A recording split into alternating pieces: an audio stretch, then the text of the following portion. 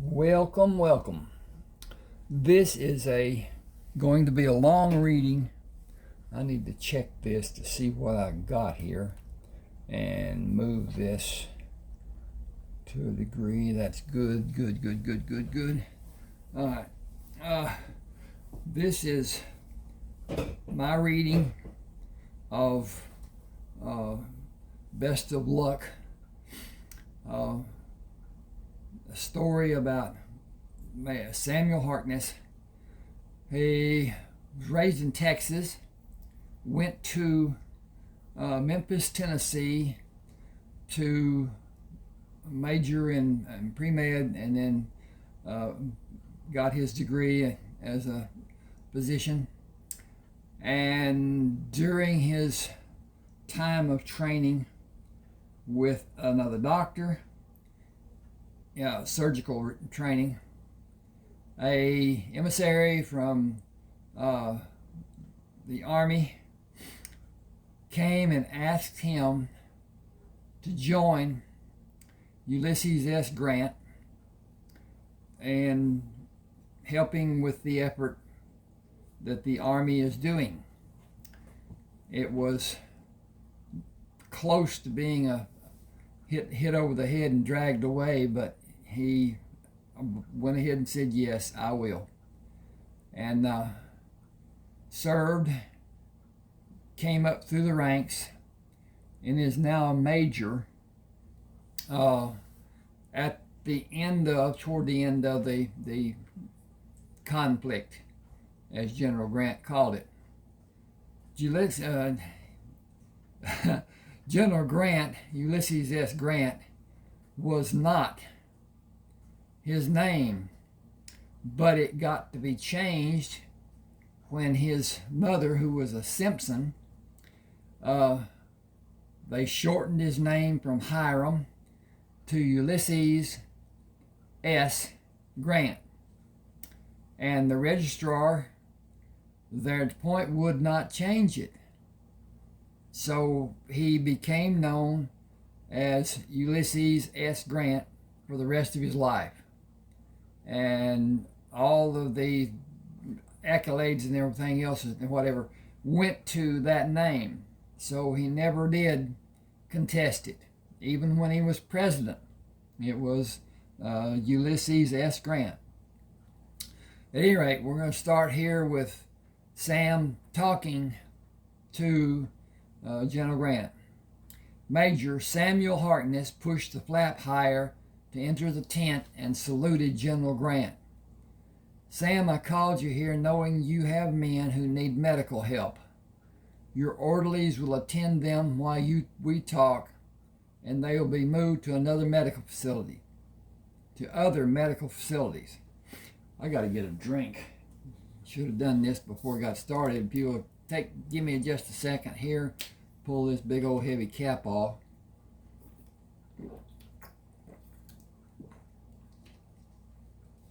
This is a day of celebration for all of us. We have effectively curtailed this awful struggle.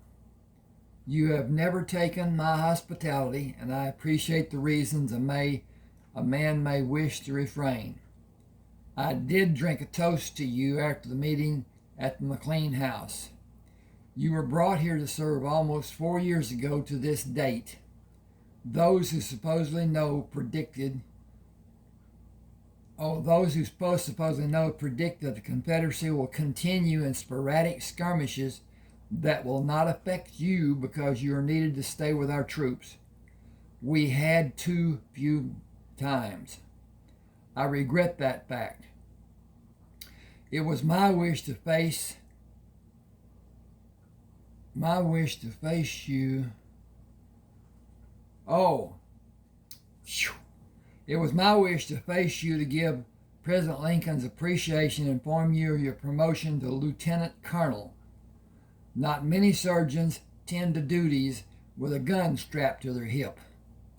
Your actions have been one of the favored topics during evening meals with members of my staff many times. Tell me if the information I have is incorrect. Your facilities were attacked 9 times, according to the reports I received, and you have wounds from those attacks and wounds while you attended men in the field. The conflict is not over and will not be until the Confederate troops disband and quit the field of battle. They have paroles to be signed. I'm thinking about this is to start with, and I'm going to stop right here and talk about something. McLean owned the house that the first Battle of Bull Run was fought at, the first conflict between the Confederates and the Union armies. And the Confederates, or the Union, was defeated. And they ran, and they're screaming, "Run for your lives, we've been defeated." If, this is the biggest if of the war for me, if the Union soldiers had gone on to Washington, which was like 26 miles away, there was no defense for the White House and the presidency. None. The conflict, the war, would have been over. They didn't do that. And so it continued. There was much chivalry during the war. Lee was allowed to build his troops in Virginia, and that could have been stopped. But anyway, the point I'm making more than anything else, McLean's house was at the beginning of the conflict, and he moved to, of all places, Appomattox Courthouse.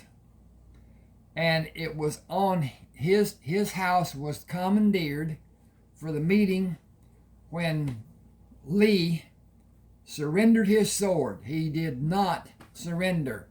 He surrendered his sword and quit the field. And they went on. Second point, Jefferson Davis was Department of War Secretary.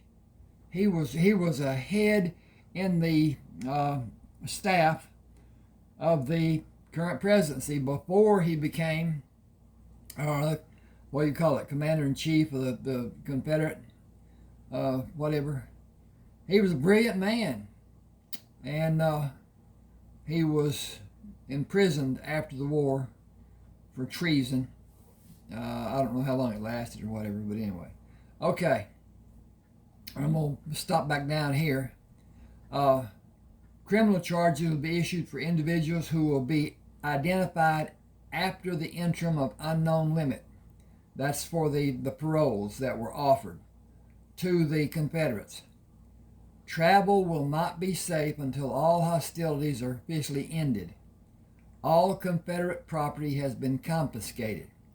The railroads will be operating in a few weeks and should be safe by sometime in the next 2 months. That's all I have for you. Arrangements for your departure, let me get up here, have been made when you, arrangements for your departure have been made when you desire to leave. I'm going to change this.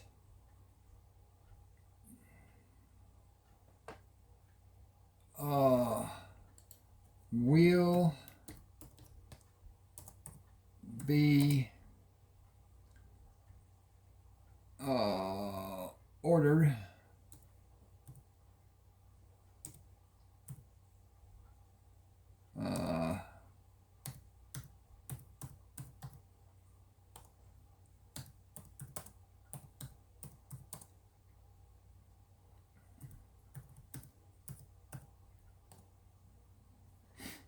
okay. See if this don't make it better. Arrangements for your departure will be ordered and have effect when you desire to leave. Is that effect or affect? It's going to affect, so it's E. Okay. I will do everything in good conscience to help you. Reconstruction for the South has been predicted to require several years in being effected. The Deep South, more than those states that announced their affiliation with the Confederacy later. Oh, Reconstruction South did deep South more so than any other. Texas predictions are not as easily made. Texas has resources the other states lack. Take the box on the table. It has new insignias for your uniform. I hope the best of luck for you. Your correspondence will warm my heart. My position never changes. I have constant duties. You are free to return to yours. Thank you, sir. Few men have witnessed all we have. He saluted, left the tent, and mounted the horse. Few men have as much to attempt to forget as we have. He pulled the horse to stop and watched as the small tents were being taken down. We're taken down. The war really is over for me. I have no hospital and no men need my help. This is a strange circumstance, and I have nobody to direct me. Men who believe the war is not over may come, but they will not come for the hospital. There is no hospital to target. Sergeant Ernest Byers waved and started toward him. Sam pushed the horse to meet him. The men were taken away in ambulances. We have nothing to do. This is a strange feeling. What did General Grant tell you? Nothing positive. Total surrender was not expected, and arrangements were not made. You have orders. They were delivered, and Hines told the corporal to leave them in your tent. General Grant said he had orders drawn from me, but he said individual travel would be dangerous for weeks and even months. We are surrounded by Confederate sympathizers. General Lee surrendered his men. The other generals are still following orders from Jefferson Davis. The Confederate enlisted men have a general parole if they sign to receive it. If they each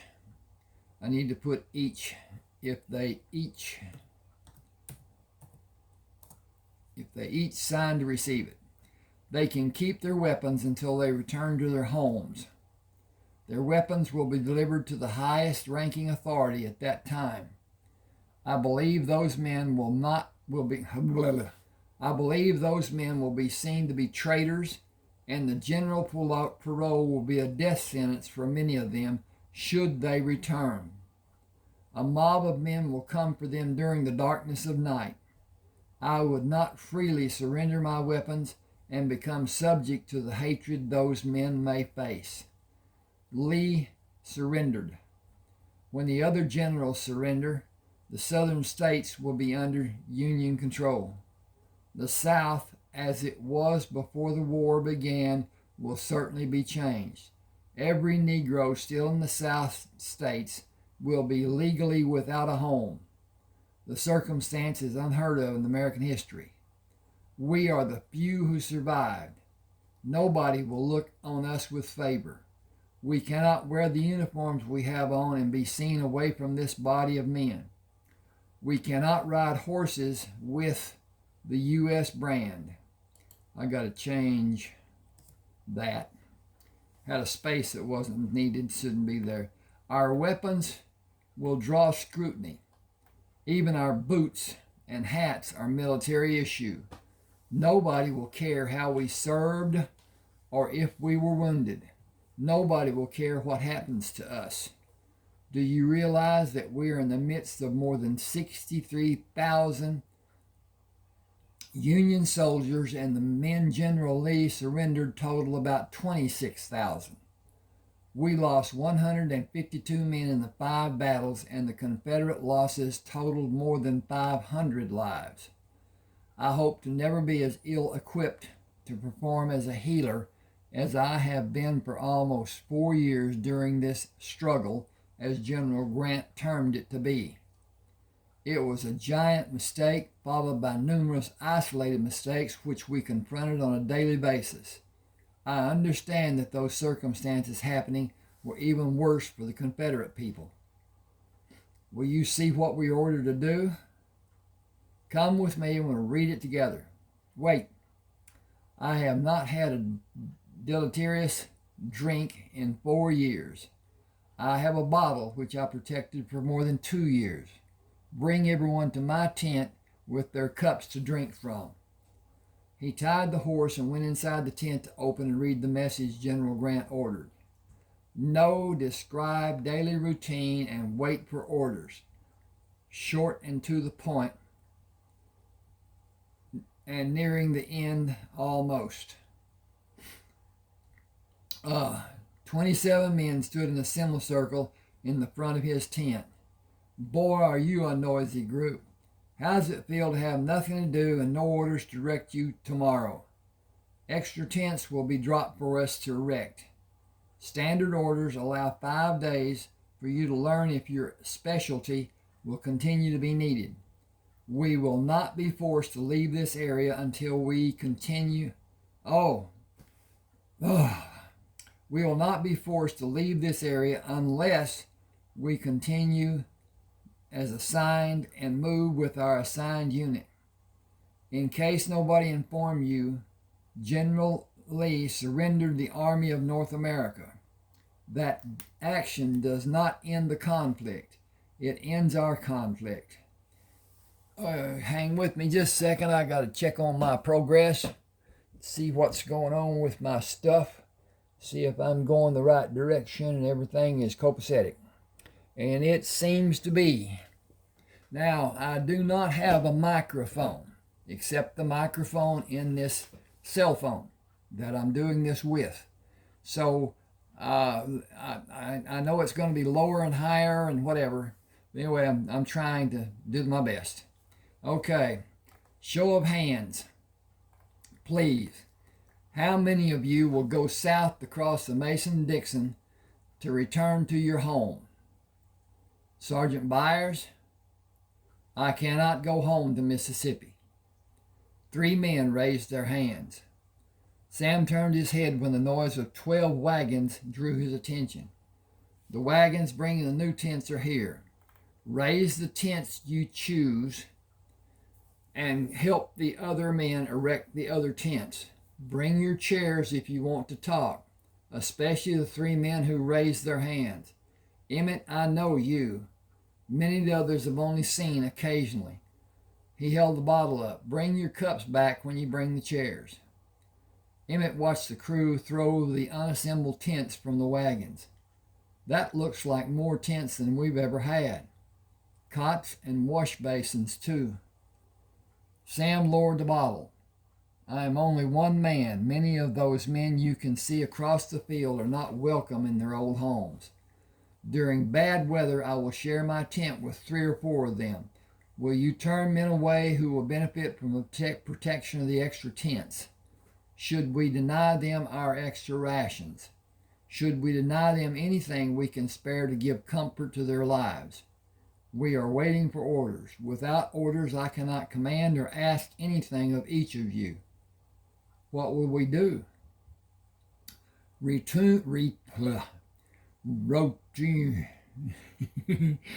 Routine as usual, without actual routine. Go to mess as you always have done, and other necessity as you've always done. Basically, wait. We have peace above the Mason-Dixon as long as we stay together. He looked away from Emmett. "Sergeant Byers?" "Sir." "Tent erection?" "Yes, sir, Colonel Harkness." Tim Deaton pushed against Albert Pimpson.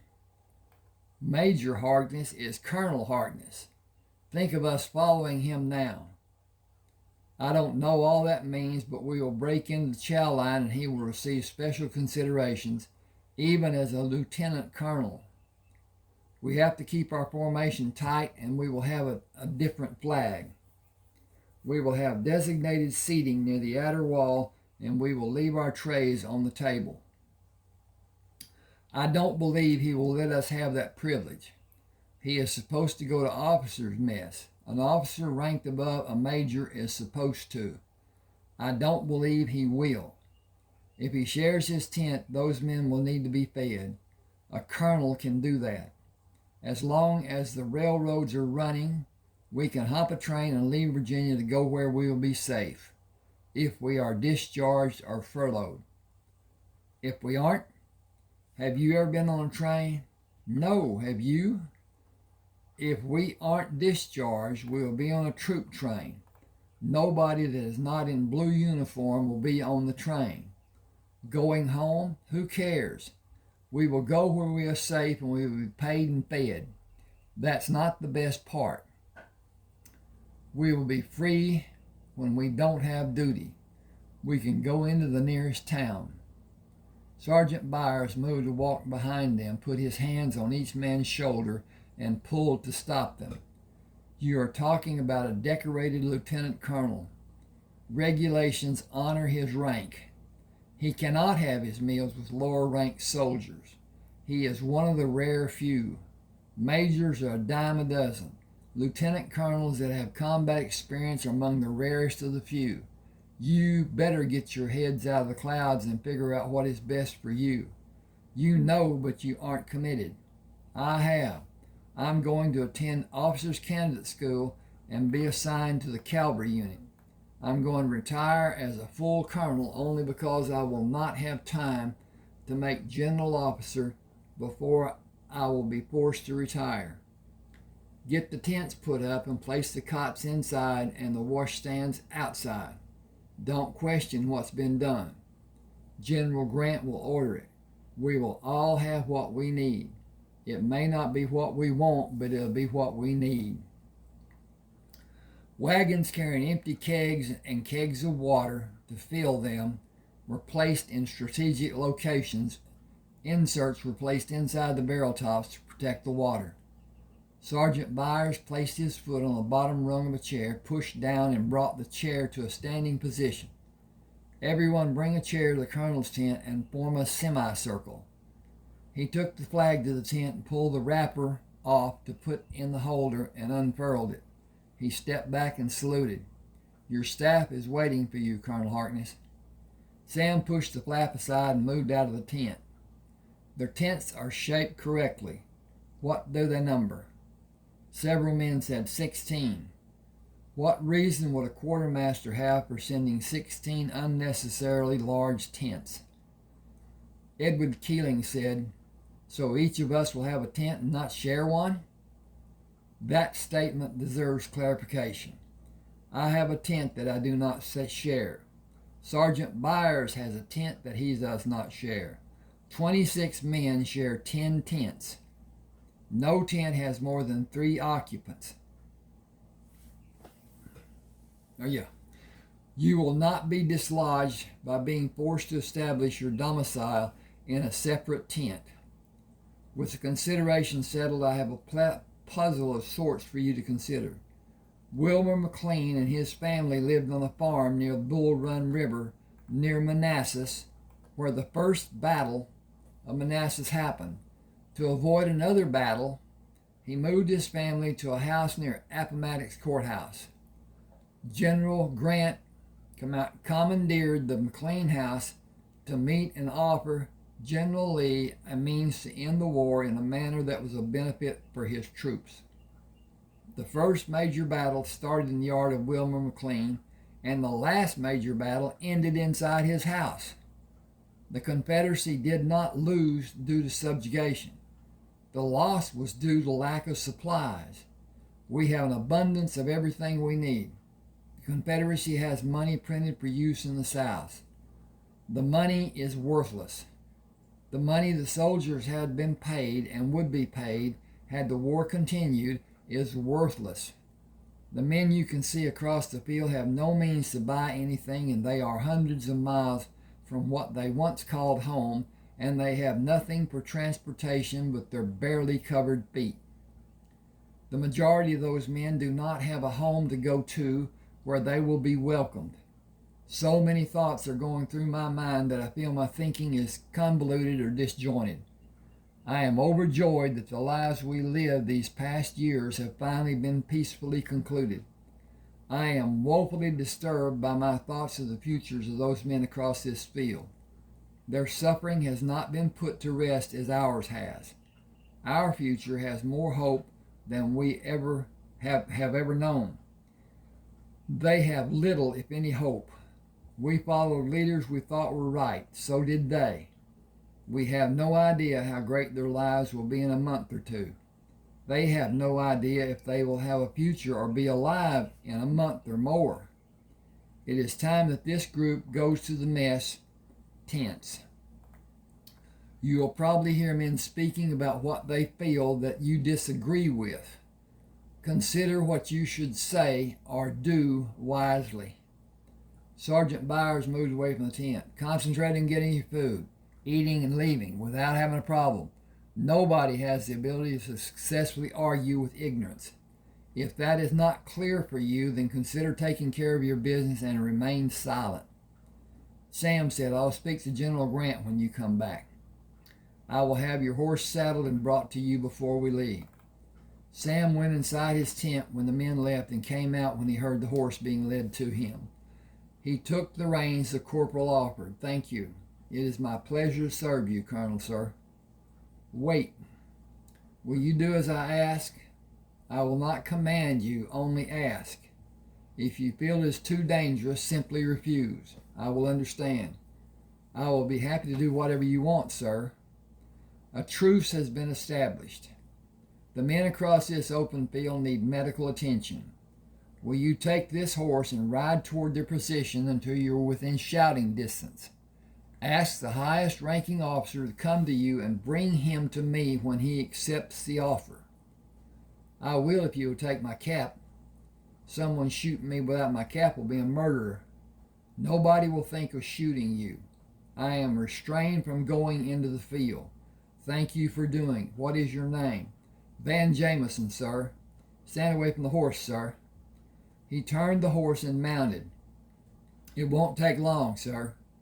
He took the horse further away from the infirmary than he planned, stopped and shouted, I want to talk to the highest ranking officer, please. That will be Major Tompkins. We'll get him for you. The man looked across the compound. Have Major Tompkins' horse saddled and bring him and the horse here. A Union soldier wants him. Imagine that. Major Wayne Tompkins rode away from the camp toward Van and stopped. I can hear you from where I am. Colonel Harkness requests your presence, sir. At the infirmary? Yes, sir. Colonel Harkness is a medical officer, sir. I am armed. I did not know what to expect. We have all been armed too long. Please come with me, sir. What does he want? We have very little. We have much, sir. I cannot say for a fact, but I believe Colonel Harkness wants to help. That will certainly be welcome. Lead on, please. They stopped, dismounted, and led the horses to Sam. Major Tom Wilkins, sir. I'm thinking ahead. Major Wayne Tompkins, sir. Will you sit with me, please? Join us, Van, if you will. Yes, sir, Colonel. Without directing my comments as an intended affront, I will begin. I am an officer in the Union Army. You are no longer an officer in the Confederate Army, but your men have no concept of being paroled and not being pardoned, and they will obey your orders as they were trained and is their habit. I will propose to General Grant to have medical supplies brought to give aid to the wounded soldiers who still believe they are under your command.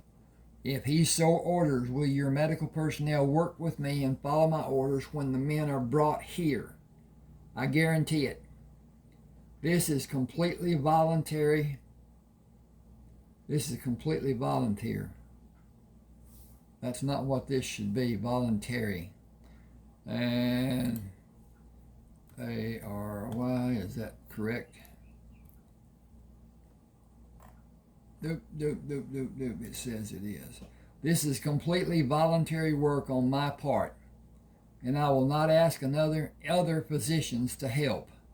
I will ask General Grant to refrain from ordering them to help.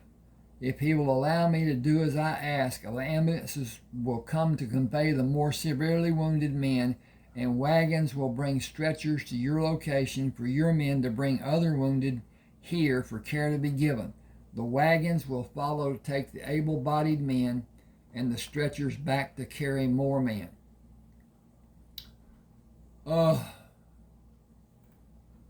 who we will administer drugs, cover wounds after they're treated wherever possible. Every man who will help will be appreciated. I will assemble the men who will help and wait for the wagons. Do you have coffee? More men will volunteer if they think they will have coffee to drink. Coffee is not a problem. Having it made and served might be. Please go to General Grant and learn what can be done. More of my men are dying every minute. Go then, as I will. He mounted the horse and hurried to General Grant. A soldier took the reins of his horse when he dismounted. I request a private audience with General Grant. Open the tent flap and announce your request, sir. Only you are allowed to do that. Come inside, Colonel Harkness. I feel a need to hurry if you allow it to be done. Naturally. Wounded Confederate soldiers are dying and will continue dying without outside help being given. Their medical supplies, excuse me just a second. I'm wondering. Nope. Just looks like a wide space. Their medical supplies were used weeks ago. Our troops stopped supplies they desperately needed. Will you allow me to help their wounded with their men and my men helping me? Flanders, yes, sir. Have wagons with stretchers and all medical supplies delivered to Colonel Harkness. I want volunteers to go there. He shook hands with Sam. I could not order it to be done without you asking. You are under no obligation to act. I know we can do little to help, but I will sleep better after each man has a chance to live. May I be excused, sir. Go with my blessing. Send word of your progress and needs. Coffee, sir. Why? They have none. I would come there and bring my staff to serve them if I could. Go. Your men are having a meal. Have you? I have no appetite, sir. Only men who care or those who have been wounded lose their appetite. The men across the field have no food, sir. That will be corrected when they join our ranks. Go. Sam mounted, rode to the infirmary, and started cleaning the tables, then filled the basins to sterilize the instruments and alcohol. He heard the wagons approach and left the tent. A driver pulled the reins to stop the team. Where do we leave the stretchers, sir? Bring the wounded men from the other side of this field. Rebels? Yes. Not me. Why? They killed my brother and my cousins. When was that done? 2 years ago, sir. I doubt that those men are still alive when we killed so many of them. Give the reins to the man sitting next to you and climb down. You are dismissed. Return to your unit. He asked the second man, do you have an objection about helping civilian casualties? They's Rebs, sir. Not since General Lee and his Army of North Virginia left the field of battle early this morning. Those men are civilians, and they deserve help from every honorable man. Are you an honorable man? Yes, sir. I hope I can always be. What we've been doing wasn't. Do they know we're coming to help? Will they shoot? That would be an act of treason if it happened, and murder if you're killed. They know why you will go there, and they are assembled and ready to help. The South lost today. The war is over in this part of the states. It will be over in other parts before much longer. News of General Lee quitting the battlefield will have men leaving the ranks in droves. He stepped back from the path of the wagon. Go and follow instructions. Next wagon, tell me if you're willing to help save lives and follow the lead wagon. He held his hand up. Stop until I direct the ambulance drivers. He waved to stop the first ambulance. Do you have duty to do as I ask and not command? Every last one of us, sir. We think we may all have kin over there, sir. I may need your assistance after the wounded are brought here. We have dealt with wounded, sir, many years. We do not harm our kin or theirs. Follow the wagon and do as Major Tompkins directs you, with my thanks to all of you for your kindness. He turned and took the position he stood in before the ambulance came. If nobody objects, follow the lead wagon.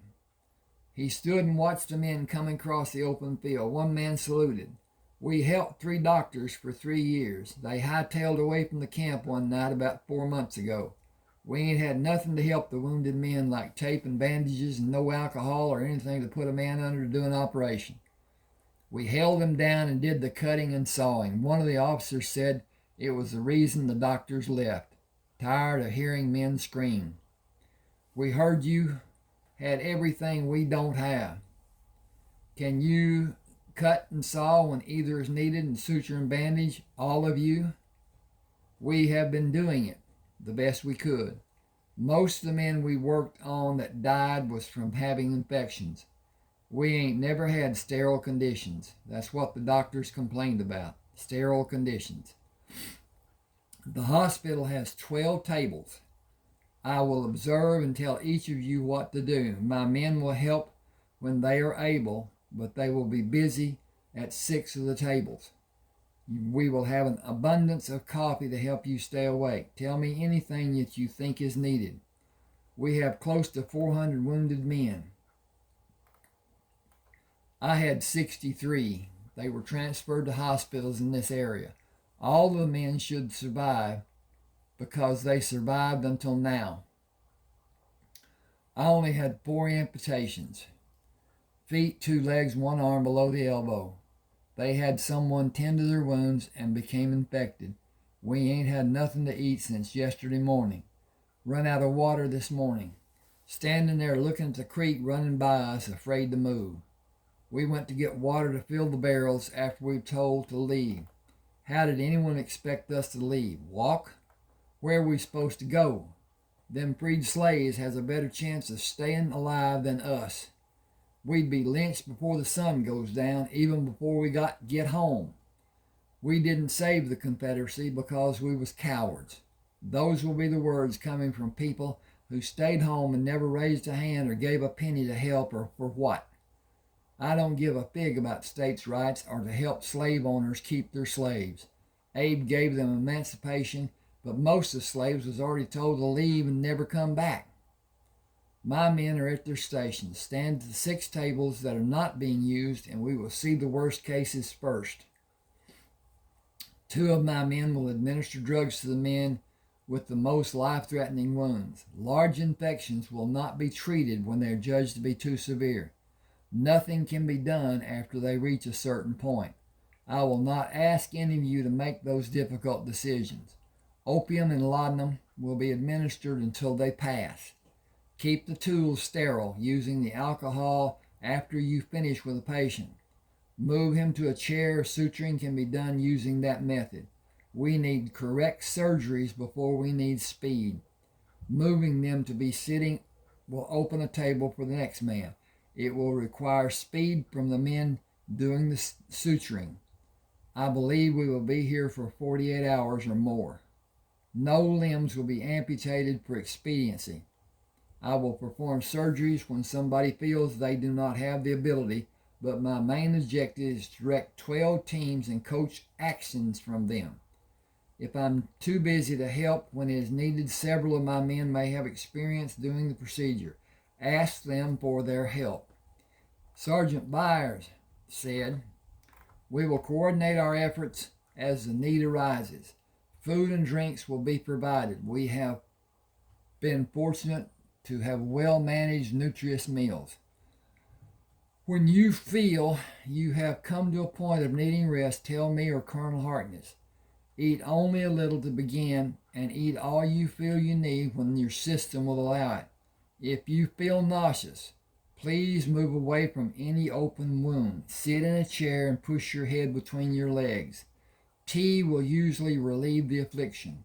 Someone will see you in the face-down position and bring a glass of tea. I plan to be here until the last man is moved outside to one of the tents.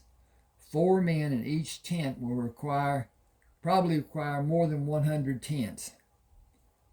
Wow. That's not easily understood, but anyway, it's how people talk. Larger tents may be sent. All of us will not be needed all the time. Helping outside directing men will help everyone. The latrine is out the north flaps and about 40 paces west. It will help me if I do not know what time it is or what day. The first patient is here. Put him on this table and we will begin. We only have chloroform. Administering it is simple. I can instruct you as you may need it. Talking will help everyone and nobody will be bothered you are concentrating on doing the procedure correctly. Ask when you need advice. The books will be a convenience when we need them. We cannot recount the number of times one of us did a procedure while someone read from them. You cannot be wrong when following the intelligence written in a book and it is read correctly.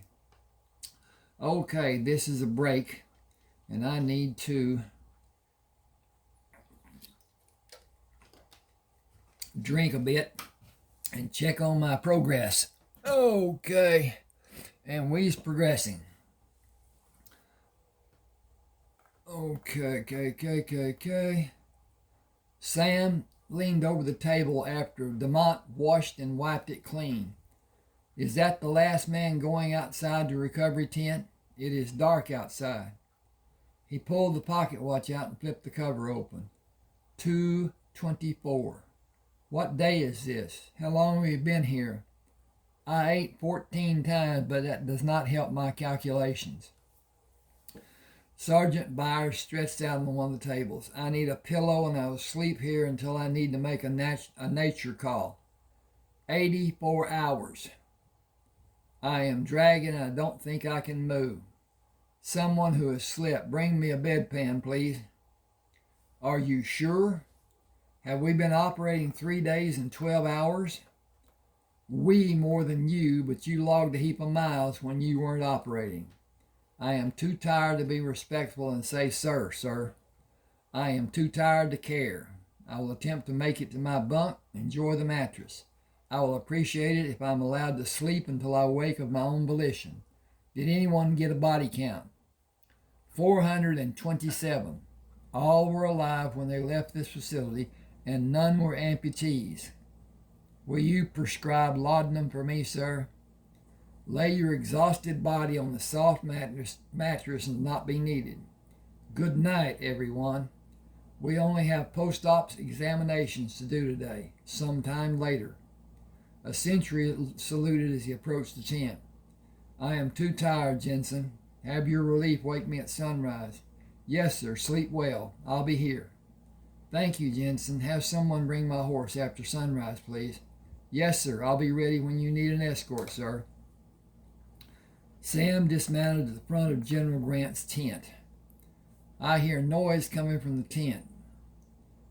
Care to hear great news? Coffee is good this morning. Bring your great news, but I know I already have a report concerning 427 men who are alive due to your deeds. The supplies that were captured were delivered and the men have been fed and they are resting.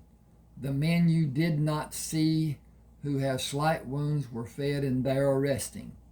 I have thousands of ex-military men applying for enlistment. A number of those men did all any man could do to help our efforts. They were acting in place of the 3 doctors who left them 4 months ago. They had no advanced training but handled each man's needs with care and sympathy. Can you get their names for me? I will. I imagine they're fast asleep. All of my staff stayed the course with me. 80 hours of surgery and 432 badly wounded men. 5 men died on the table. I am not burst on accommodations. Do I write my recommendations for the men? I sent my recommendations for you yesterday. I would make you a full colonel if I could. It would not be allowed since you were just promoted. Can I add a bit of flavor to the coffee? As your friend, cut down on alcohol and cigars. I worry most about the number of cigars. The liquor will damage your liver. The chemicals in the cigars will damage every organic contacts in various manners, and all of them are bad. You may be taking 20 years off your life. I'll stop since it's going in one ear and out the other. I want to make contact with a gunsmith in Lynchburg with your permission. Not today. Check on the men who are with the wounded. See the more severe cases if you are needed, and rest. If you don't sleep, even if you don't sleep, let your body rest. You have time to meet the gunsmith. We are in a position to move if it's what is needed to protect the capital. Jefferson Davis ordered the Confederate generals continue the conflict until the generals surrender. We will be here. Corporal Darrell Fulton took the horse when Sam dismounted at his tent. Thank you, Corporal. I will not need him again today. I'll have him cared for, sir. Do you have further instructions for us? Normal routine. We will be here an unknown length of time. In case you hear something different. The war did not end 4 days ago, and we are guarding the capital until it does. Send a message to the hospital corpsmen that I am here if someone needs me. Tell them I hope they find ways to have adequate rest. I will have it done. Thank you, sir. Excuse me a minute.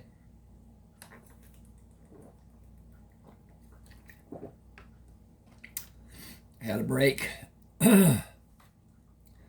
Becoming alert and seeing sunshine coming from under the edge of the tent when a gust of wind pushed it, he let his body down with his head on the pillow. I did not sleep as soundly as I imagined I would, or as long. I am about to croak from hunger. Corporal Dennis Albritton stood outside the tent. I can have a meal brought to you, sir. Dinner has never been my favorite meal. Breakfast, sir. Breakfast? What day is this? Thursday, sir. The 13th? Yes, sir. Breakfast will be appreciated. Will you have my horse brought here? 20 minutes for the breakfast and 45 minutes for your horse, sir. Thank you. That will be fine. General Grant ordered 12 armed men to be your escort if you leave this post, sir. Will we be needed, sir? We will visit a gunsmith in Lynchburg. Sam stopped his horse and looked at the signs hanging on the storefront. Alfred Brenman, Ironworks and Gun Specialty. That shop may be the end of our journey today. Jenkins held his hand out to stop Sam. We should check the shop first, Colonel. With your permission, sir. Try to make people aware of what you intend. We will, sir. Kendrick and Sutton, accompany me left and right. Barton and Mentor, check the workshop. Alfred Bremen stood behind the counter. Nobody here but me. I am a Southern man. Colonel Harkness asked permission to come here. He is a physician. A doctor and a colonel, that's interesting. Invite him in. I have a few words for him. Our search is not complete. When I know he is safe, you can invite him. If anything happens, you will be charged and hung as a traitor. Just take your Colonel Harkness back where you came from. Jenkins brought the rifle barrel up half the distance that was needed to have it level on Alfred Brenneman. I suggest that you treat this day different than any day you've ever had. You are a split second from being shot. I don't want anybody calling me a traitor. Don't be one. I am if I invite him in, and I am if I don't, the way people will see me. It will not favor you if General Grant comes here. General Lee surrendered. Jefferson Davis ordered General Johnson and the other generals to continue. The war did not end, and your declaration of your sympathies for the South to Union soldiers is a declaration of intent to do bodily harm if and when it is possible for you.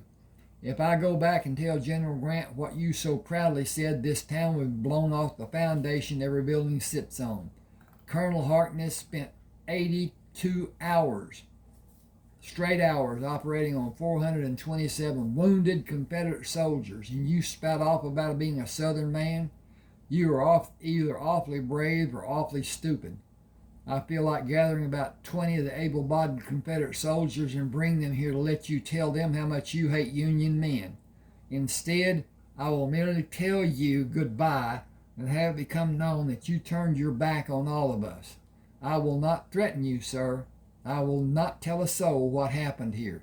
That is the worst thing I can do to you. Colonel Harkness coming here is known throughout the ranks on both sides. Kendrick Sutton, outside with me. Does he want me to repair a gun? He did not tell anyone what he expected to gain by meeting you. Goodbye, sir. Wait, please. The soldiers that are left here number more than 20,000. The wounded and recuperating, and the others are being nourished and cared for by the Union Army. They are all being given aid they may need in every form, right down to footwear. Have you or anyone in this town been to visit them? Even offered to come to your shop to be out of the elements? They are honest men, otherwise everything in this town would have been declared to belong to them. With service revolvers in their hands, Sam followed Peterson and Trowbridge inside the store. Problem? We were leaving, sir. Is the shop closed? It is not. How can I help? Are you Alfred Brennan? I am. Do you need a gun repaired? I need guns to be modified, and I need centerfire shells for them. Tell me how. Sam took paper sheets out of his trouser pocket. Lengthen an 1861 cylinder to hold 45 centerfire shells and make an ejection space in the right side with a spring-loaded gate. I have the 1861s to be modified. Can you do it? The modification will cost more than a standard 1861 costs. Can you do it, and tell me if I will risk my hand or my life when I fire the gun? No, the guns will be safer than they are now. I will need the help of your men almost every day. We are standing by until threats are ended. I can start tomorrow morning, can you?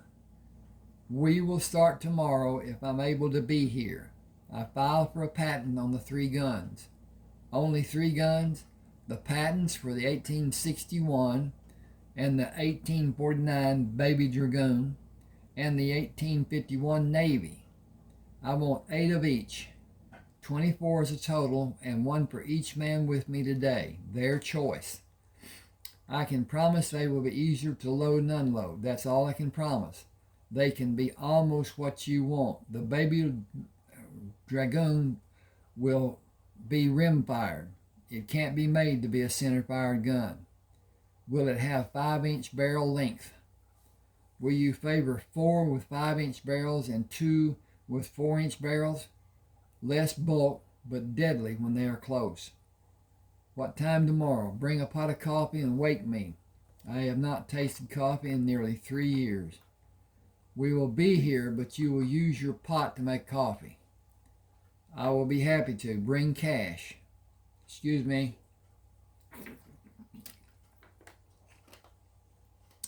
We will settle on the measurements, and I will make the trip into Lexington to buy what we will need to modify the guns and rebuild them. Nobody will be able to tell you what one of the guns may be when they see it. I will need most of your men to help. They will be too tired to help the next day. Can you bring another 12 men the next day and 12 more the following day? The first 12 may be rested enough to help the third day.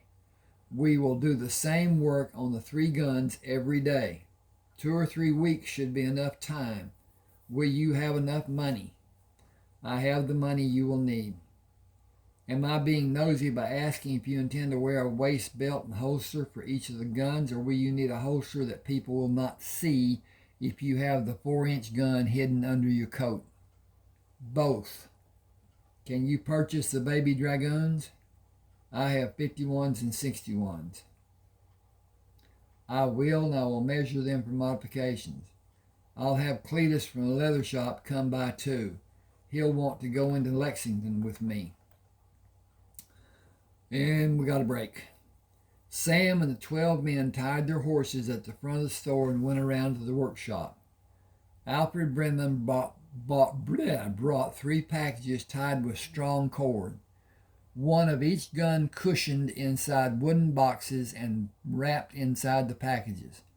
They will fit in the new saddlebags you have made, so you can carry 4 in one set of saddlebags. Your men can go in the store and get the rest of the packages. John Wilkes Booth was shot and killed by Boston Corbett. It took him a long time to finally die. There's lots of mystery about Abe's death. The war is still going on.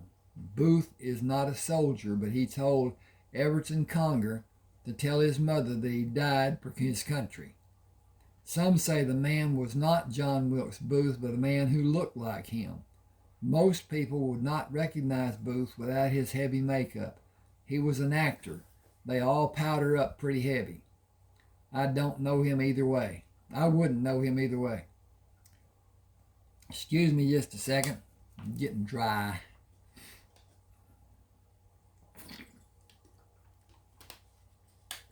And I need to check on the progress, see what's what, and we're going pretty good. Okay.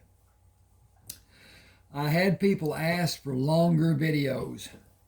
They want to do their reader, be it a tablet, telephone, or whatever, on the cabinet while they wash dishes or do housework or whatever, and listen to a longer and not have to worry about what's happening. And they all say that they'll probably let the ads play so I'll make more money, which is a help for me. That is the reason that I work so hard to get this channel monetized. And almost the same day that I was monetized, YouTube changed the algorithm. It decreased the amounts paid because they had to decrease their charges for the ads, because there's very few people watching the ads. So if the ad runs, YouTube does not know if it's being seen or it's just somebody letting it run. So anyway, here we go. Okay. People say things to be noticed. It does not matter. People die and the world goes on turning. It has been turning with and without for millions of years, maybe billions, with a universe full of mysteries. We live with what we have. There is nothing more. How much more do I owe you? $212 gold. Damn Confederate money can't buy a drink of water. The war may not be over, but this ain't the Confederate state of Virginia no more. Sam counted the coins and placed them in the leather bag Alfred held. I will measure the guns and change the dimensions on the patents. You don't need to be worried about them being done like we did them ever again. I don't have the money to even start hiring the men it will take, and sure don't have enough to make the guns ready to be sold. It ain't practical. A man can buy a gun for less money than your guns cost. I can fix a gun, but I don't have a single gun I can sell. Okay, that's chapter 1. Took about an hour. Okay, we're going to go here with chapter 2. The bugler blew assembly 3 times. Jenkins came to salute Sam. What should we do, sir? You are assigned to the hospital corps. None of you can leave your post. That is not your routine. Have my horse saddled, please. Yes, sir. He sat on the horse and watched General Lee as General Lee spoke of how men would leave the area. He did not specify who the men were by naming them or telling which unit had orders waiting for them. He mostly spoke of the territories. All the Confederate soldiers were allowed enlistment. None of those officers were academy graduates. They retained their rank. Physicians had options, and other specialized men had choices of service locations. Line officers would be assigned without discussion. Attention was called, and he saluted the troops. Sam moved the horse to the east side of General Grant's tent, dismounted and tied the horse. Sergeant Al Waters saluted. Coffee is warming inside the tent, sir. Thank you, I will wait. He will have my hide if you're standing outside, sir. We certainly do not want that. Will you leave the flap open? It has been ordered not to, sir. I will move away. I will walk with you, sir. I will welcome you walking with me. Will you continue to serve? I have a farm in Tennessee, but I feel I will not be welcome there. I have no place to go, and I will gain 2 ranks if I re-up. I can apply to attend classes at the United States Military Academy. Your endorsement will be a great consideration. General grants will be a key for you. I will sign for you, though I do not see how you need mine. You are the only active doctor in the Union Army who has the designation of Lieutenant Colonel. You could take your pick of administrative posts in the territories and continue increasing your rank due to your age. Your actions during those 4 years are legendary. You can do anything you like. Will you campaign for General Grant when he runs for president? That will be determined by my location and how my being away will affect other lives. He will not be at that crossroads for several years if wisdom prevails. The work he will be able to do to unite the people of America is his alone to accomplish, if he is given permission. I will certainly lend all I can to help in that regard. Reconstruction can be a success. The United States will not happen until this nation faces a great catastrophe that brings all the people to have a single purpose. That may never happen. And in time, this great country will have too many factions to be united, and our enemies will prosper in this land. That is the magnitude of the need of all the people in America have for their leadership, for his leadership. Sergeant Waters moved to take General Grant's mount. Colonel Harkness is waiting, sir. Did your conversation bring new light to your understanding? He is a rare individual, sir. He might have been the greatest fighting man in the Union Army. He is a great supporter of yours, sir. I believe I'll have need of him one day and of your serving. I hope to complete my time at West Point, sir. 3 weeks and you will begin that journey if you are ready. I am eager to start. Oh, can't find my cursor. There you are. Take my horse to escort Colonel Harkness when he is finished here. Learn all you are able to observe from what he will tell you about college life, benefits, and pitfalls. You will compete with young men who were born into privilege. They will have a superior attitude until they learn of your military experience. They cannot compare or compete. Then you will become cognizant of those who were admitted due to a congressional appointment. A percentage of them will leave in disgrace, as many of the privileged will. You are the only person who can keep your placement by consistent attendance of classes and habitual study. Arrange your physical training in a private location earlier than other cadets will be willing to sacrifice. Being prepared is the key. Acclimate your senses to the method your classroom instructors use to apply the lectures. Learn their vernacular, their usage of words. Visit them after class if you have a valid question about a point of confusion. You will not have cause to tell them you served me. They will have that information before the first day of class. I will have a place for you after graduation. Colonel Harkness will not be long with me before he will join you. Thank you, sir. Keep in mind that I will know how you are progressing before you know. Yes, sir. I want to be first in my class. I will not be discouraged if that does not happen. Graduating will be my purpose, and I will graduate, sir. He turned to see Sam. Colonel, you should be inside enjoying a drink. I will not be comfortable until the primary occupant is the host, sir. I saw you sitting on your horse while I was speaking. We will disperse is all I was able to understand. I still have patience, sir. The trains have not been scheduled due to one problem or another. Our engineers predict the problem be rectified before the end of the month. The patients will be transported to local hospitals when they are able to be moved. I could use your services on my staff. Opposition exists from every portion of the government and from the private sector. Politics is not one of my strengths. Okay.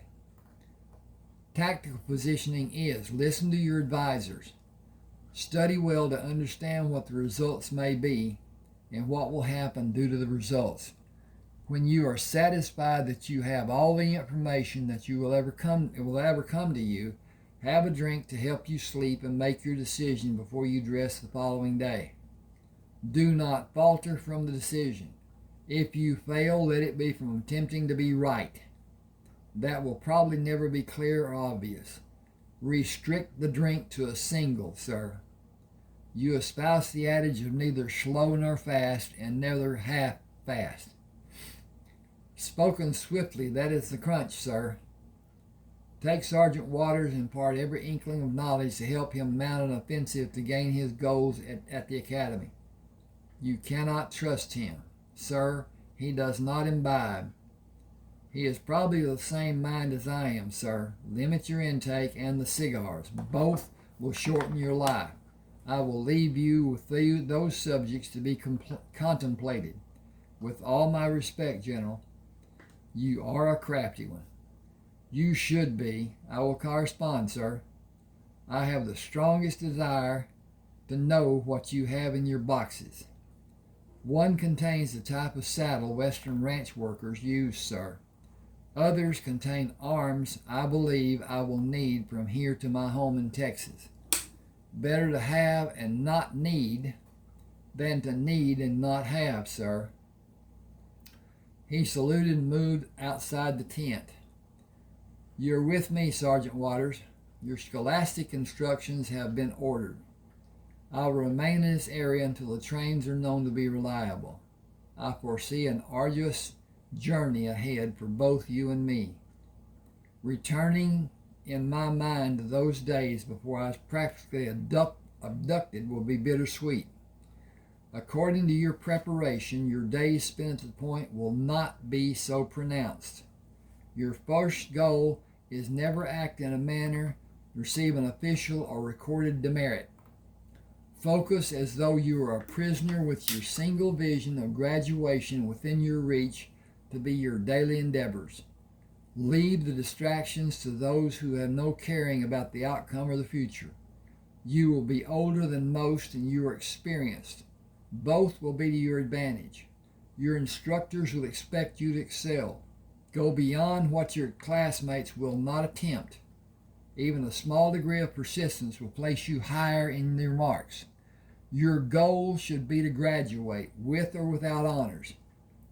The shoulder insignias you will earn have no caring about your graduation placement. And so, this is later on. Excuse me. Sam dressed in civilian clothes, buckled the gun belt around his waist, pulled the coat on, and left the tent. It is time for our departure, Jenkins. The ambulance that just left carried the last of our patients to the station. Will you have a wagon brought to have my boxes and bags loaded? I will require help with all the bags when I board the train before the scheduled departure time. Got a tickle in my throat. I still have.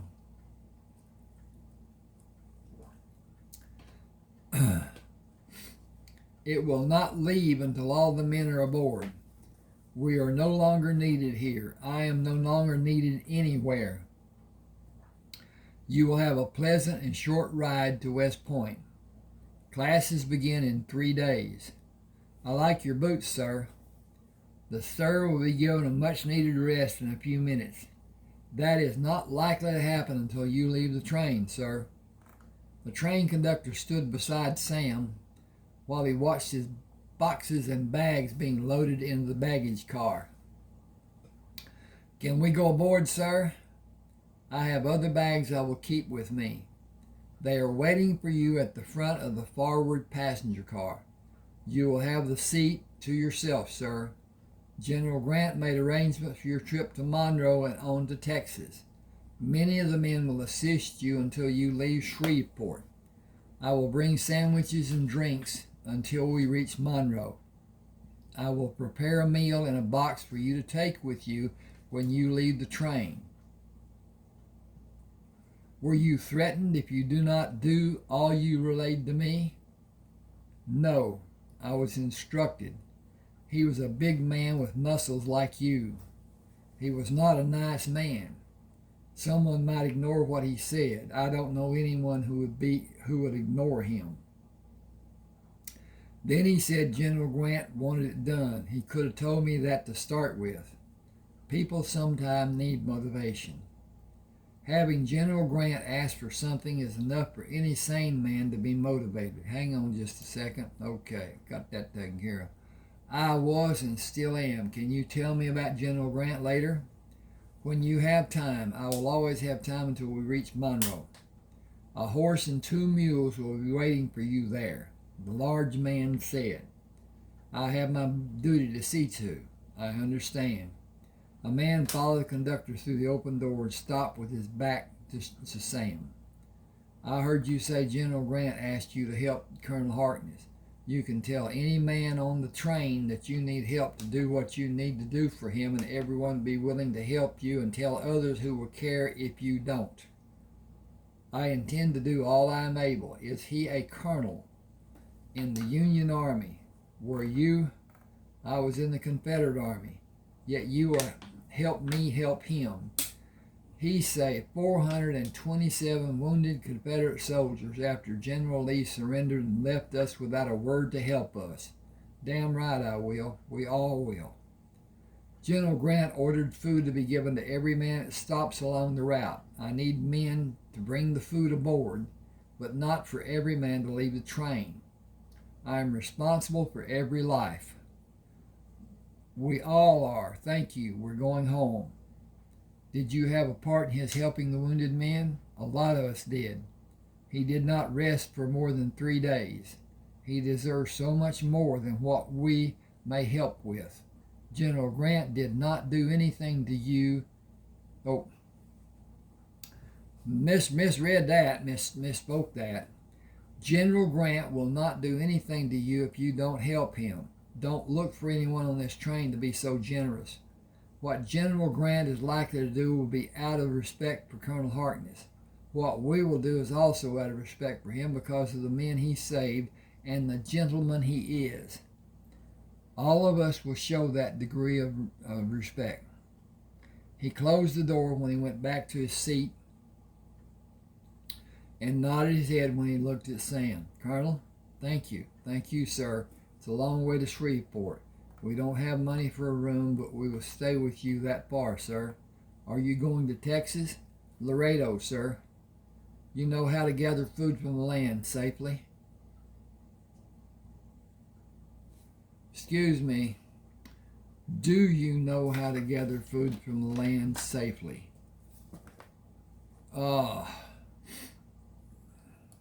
People speak as that, but that's still not very understandable. Okay. Do you know how to gather food from the land safely? 9 of us will go to our homes near Laredo. We were not wanted by the Union Army. We were told where to go by the Confederate Army. They only needed men who could fire a gun. We were a cannon crew. Was that your title? That's what we called ourselves. A fancy name doesn't mean much when the cannon blows up. I should sit for a while, sir. Did you help? Were you a patient? What do you need? Just a rest, sir. Go. He stood up and faced the rear of the car. Does anyone need medical attention? A voice from the rear was barely audible. If this shaking and bumping goes on long, I may need something. Some of us have medical bags. Where's your wound located? My chest and hip and left leg, sir. You took the bullets out. Can you recline on the seat? No, sir. I need a man who will be comfortable moving between cars to bring the conductor to me. I can do that, sir. Were you wounded? Yes, sir. Is there a man who was not wounded that can find the conductor? He left the car when Nobody spoke. He found the conductor in the third car. He entered. Stop the train at the next town that has a hotel. Wounded men need attention and they should not be on this train. Slow the train to prevent injuries to the passengers. It is not understandable how this was done without medical authorization. I'll tell the engineer. Tell him what he faces if he does not do what I ask to be done. I will. Every man in the car with me was a patient. Some have severe wounds. Tell him. I will. Sam waited for the train to stop and jumped onto the platform. I have a military emergency. Take my instructions to the telegraph office and send a telegram to General Grant. Tell me what you want sent and I will clear the line to send it. Sam talked through the messaging, told the operator he expected an immediate response. He heard the continued quick key strikes and listened to the telegrapher. Go to the next station and move the wounded men to 3 hotels. I wrote the names of them for you. General Grant will send a detachment and supplies. Thank you. Always ready to lend a hand to the government, Colonel. Sam stood on the first step and signaled the engineer to move the engine slowly. The conductor waited for him to return to the car. Henry Derringer, sir. What are your orders? Go to the next town and take the wounded men to 3 hotels. Men with conveyance methods will assist. I want an able-bodied man with each of the wounded men, volunteers. They will be compensated. That will just about clear the passengers off the train. I had not experienced a side-to-side movement railroad passenger car. Do many people experience motion sickness? All the time, sir. It was designed that way to give comfort. Do the baggage cars have the same problems? No, sir. They ride even rougher. Are your possessions well protected, sir? I can only hope, as rough as this ride has been. How far are we from the next town? 20 miles to Colton. As slow as we're going, about an hour and 45 minutes, sir. I am happy that the car is not swaying like it was. I think we may be in Colton a week or more, and I will stay until the men are able to travel. Tell the men in the other cars I will stay to help. I will not know which hotel I will be in until I'm told. They will be able to find me. Oh, got a break. Hee-haw-haw. Okay.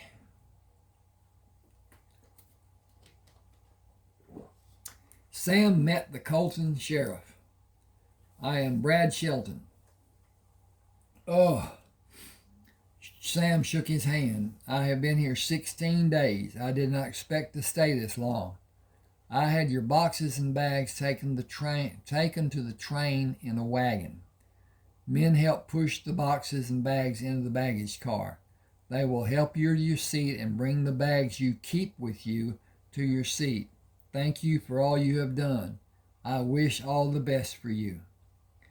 The letter Sam had in his pocket assured him of the horse and mules waiting in Monroe.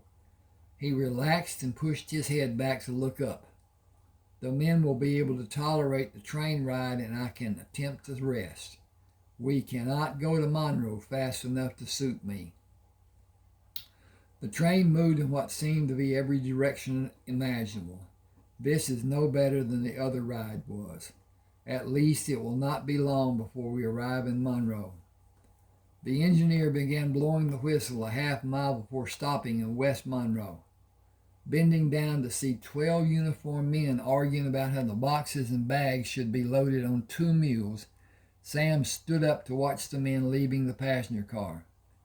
Monroe, Louisiana, finally. The conductor waited at the rear door. The train station is on the west side of Monroe. The engine will be switched and the cars will be realigned to move east through Monroe to load and continue as the trips have always been done. It keeps my paycheck coming to me. Sam shook hands with the conductor. I appreciate the dedication you exhibit for your work. Many people see you as being the railroad, which is understandable because you are the only person they see. The tracks will go on to Shreveport and into Texas sometime in the future. It is being done already. You should stay away from the work crews. That is good advice, since I am not part of that endeavor. They are a rough lot. I assure you that I intend to do as you suggest. Thank you and goodbye. He stepped down on the platform. I cannot understand why a man would choose his line of work just to earn a monthly paycheck. The railroad is his life. Sergeant Bob Scart, sir. No R in that. Sergeant Bob Scart. I still want to put an R in it. Scott. Sergeant Bob Scott, sir. The animals are ready for your inspection, sir. Please calm yourself, Bob. I will not omit describing your diligence in my communication with General Grant. Did you check the work the men did to secure my belongings? I did, sir. Is the water fresh in the 4 bags and in the canteen? It is, and the feed for the animals is too, sir. Will you place the rifles I have in the proper boots? We will, and place the other items where you want them, sir. Thank you, I will do that. Please cover the loads on the mules and tie the loose ends of the ground sheets. It is being done. You can use the crossover that was built for wagons to cross the tracks that is in front of the engine, or you'll be forced to cross the raised tracks further down the line, sir. Thank you, Sergeant. I believe all the preparation has been made and I am able to leave. It is a relief to be away from the obnoxious jostling of the train and be back to semi-normal life. He took the reins and mounted. Best of luck to you and your men, Sergeant. It will take you the better part of 4 days to get to Shreveport. Our best to you, sir. Entering Shreveport, Sam stopped the horse and watched people moving on the boardwalks and crossing the street. He pulled the horse to his left to use the street behind the row of businesses and stopped at the water trough at the stable. The horse and mules drank, raised their heads, and drank again. New in town, you can leave the animals. $2 to take care of the animals and store what you have on them. 50 cents a day for your feed after the day. Their feed after the day. I'll saddle the horse and load the mules. Fill the water bags and give you 8 pounds of feed for the animals, all for $5. You can't do it alone and block the men from coming here, but give me the $5 now. 5 for 2 days. I plan to leave early in the morning of the 3rd day. I can do that. Still, the charge is 50 cents a day after 2 more days. The only beds are upstairs in the riverboat saloon. Marla Roberts runs the bathhouse next door. That's all she offers. Lock your door, take your valuables with you. Sam gave him a $5 gold piece. I'll have a receipt, please, and I don't expect to have any trouble leaving.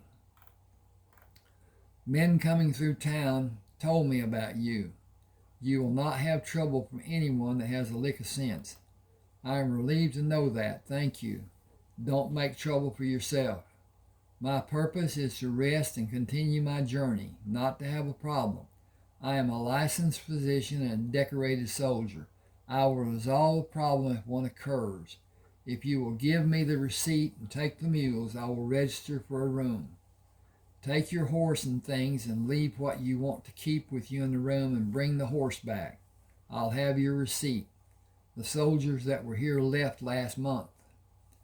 Changes are coming that will be difficult for the southern states if the changes find resistance. The change will happen with or without cooperation. The South will never be the same as it was before the war, and the country will come united with or without cooperation. The boxes are marked. I saw nobody even touch them until I tell my men to load them. Thank you. That will be the best if it's done in that fashion. The contents are unique. There is nothing like them anywhere in this world. Identifying them will not be difficult. Explaining their position will be impossible, and a noose will be waiting.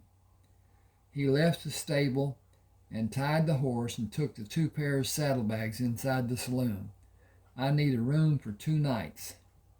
Sign the guest list at the end of the bar. Your room will be upstairs over the bar. Lock your door and look at how to leave the building if you need to escape. You can pay Marla Roberts at the bathhouse next door. We heard about you. I am here to rest and recuperate. Thank you.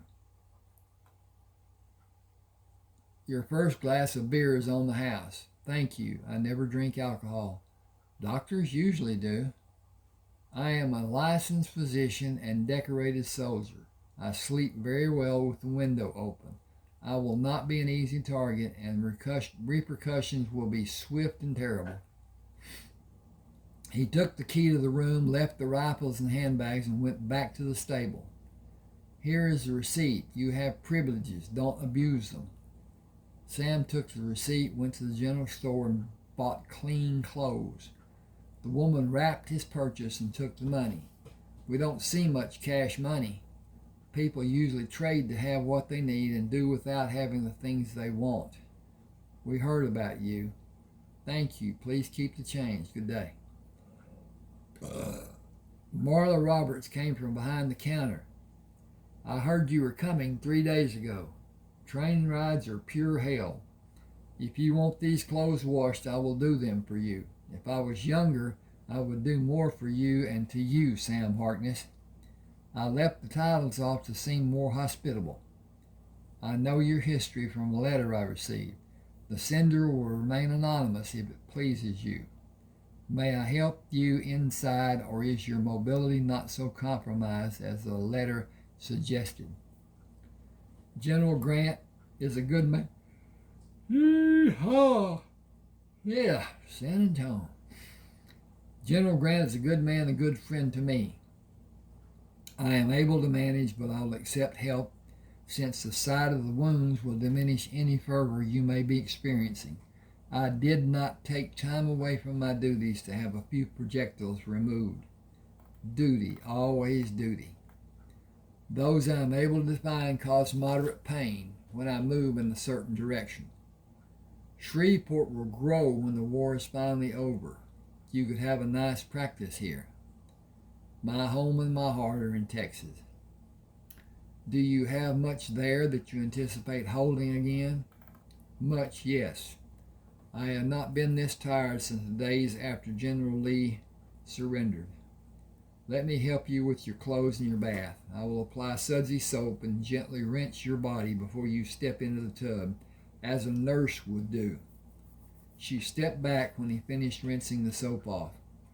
When she finished rinsing, I cannot see a projectile inside the scars from the wounds on your back and legs.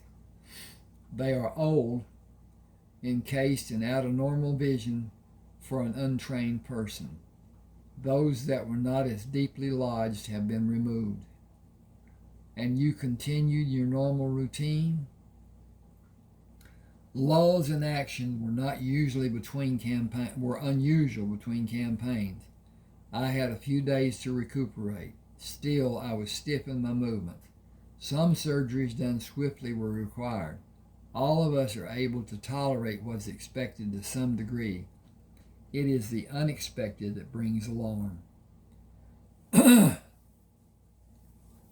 She stood behind him when he sat in the tub. You spoke of General Lee with respect. He is a great tactician. The war was not lost by his actions, even though he made a few mistakes. That is understandable given the circumstances. Lack of supplies and replacement soldiers led to his surrender. He was literally outflanked, outmaneuvered, and outmanned. He had around 26,000 men in 5 battles of the last campaign against 85,000 seasoned Union soldiers who were well supplied. Attrition ended his struggle. He could not go on, and victory was not a consideration. Both General Grant and General Lee knew continuing was useless. General Lee asked for a truce and quit the field the following morning to save his soldiers' lives, knowing he would have the wrath of every Southerner heaped upon him. He felt disgraced, but it was not from his actions. You have a perspective like nobody has for hundreds of miles. You were there when it happened, and you had General Grant's consideration. What you just told me may never be known. Abraham Lincoln dying may have tainted history. John Wilkes Booth had a single-shot Derringer with him when he jumped to the stage and broke his leg. That was not the caliber of the shot that killed President Lincoln. The gun he was stricken with was not discovered until after his death. A newspaper reporter had it. You can decide from those two pieces of information about who the assassin might be. He is still alive, it seems to some people. If I stay here, I'll be forced to sleep in an abnormal position. Step out and I will gently pat you dry. Send someone if you need anything. I will rest through the day and probably into the night. Will the bar have sandwiches? Ask Jim to give you the plate I will leave under the bar. Hang with me just a second. I need to check. Okay. We can continue. I can continue. He opened his eyes and listened. Silence was all he heard. He pulled the trousers on and pushed his bare feet into the boots, left the room and opened the door to go outside. Standing against the railing, he listened as his spray hit the hard-packed dirt in the alley below. Returning to the room, the bed noise was slight and he lay on top of the blankets and slept. Awakening, he lay on the bed until noise from the bar became loud enough to be annoying. Dressed, he locked the door and moved down the stairs to the bar. Are the sandwiches Marla left still back there? They are wrapped. Do you want one or have every man demanding his share? Give me 2 whole sandwiches and let them have the others. Will you please give me a glass of water? Will you tell me about the gun you have in the hip holster? I had special adaptations done to it. I saw that. I'll get the water. I don't drink either. Sam ate the sandwiches and took the glass of water to a table at the back of the saloon. A man sitting with 3 other men looked at him. Care to have a 5-card draw poker game? Quarter limit. Just having fun and passing the morning until the stock pins are ready. No smoking. I will limit my losses to $5. You ain't much of a poker player if you lose $5 in a quarter limit game. Nickel ante. I need change. We only have change. It will only be fun here. It will only be for fun. We're drinking beer. We have a limit of 3. He laughed. Unless we can have as many as 5. I'll play. Sounds like fun. Cut per deal? You can have the first deal and pass the cards left for the next hand after a good shuffle and even cut. The deal went around the table 4 times before Lucian Corman dropped his cards and stood up, pushing a chair away from the table. You've been cheating. Dropping his hand to the butt of the gun, he moved his left foot away from his right foot. Stand up, card shark. You are not thinking clearly. I have no need to cheat to beat you playing draw poker. You habitually hold the highest cards you have in your hand, which decreases the probability of you ever drawing a winning hand. You are not an instinctive card player, and if you move, I will shoot you in either of your legs. If you are able to pull your gun, I will shoot you again. If you bend your knees to draw, as most men will likely do, I will shoot you in your lower body, which will be life-threatening. You started this episode with your ridiculous accusation. I will end it unless you take your hand away from the gun. Then stand up. Standing will diminish the advantage I have. Do you have a gun pointed at me? I do. Cocked, aimed, and ready for action. I pulled it when you dropped your cards. I've seen too much to leave leaving to chance. You probably have too. Take your hand away from the gun, Reach across your body with your left hand to remove the gun. Place it on the table and go out the double doors. I will take your gun, pack my bedroll, and meet you outside. I will return your unloaded gun. Stand where I can see that your hands are empty when you are outside. If I don't, you will probably take your last breath stretched out on this filthy floor and live as a cripple the rest of your miserable life. Your choice. Either use your left hand slow and easy, or hope you can draw and actually fire before I squeeze this trigger. You will have an abundance of options if you use your left hand. You will be out of options if you choose to draw. I can shoot twice before you might be able to pull the gun out of the holster. You will lose again. I could simply shoot you because you threatened me. Lucian balled his fists. Then come outside and fight. I have no inclination to do that because I have nothing to prove. I am a stranger to you. I suppose you know the other men who are watching. They may take offense when you are shot. I will deal with that happening should it. I did not threaten anyone. I am not threatening anyone. I am merely protecting myself, and you have threatened me. I have the legal right to personal defense. An interruption of my defense will be a criminal act. Please do as I ask. Dying because you're a poor poker player is so ill-advised. Sheriff Brad Steinman pushed through the batwing doors. Everyone listen to me. Stop what you're doing.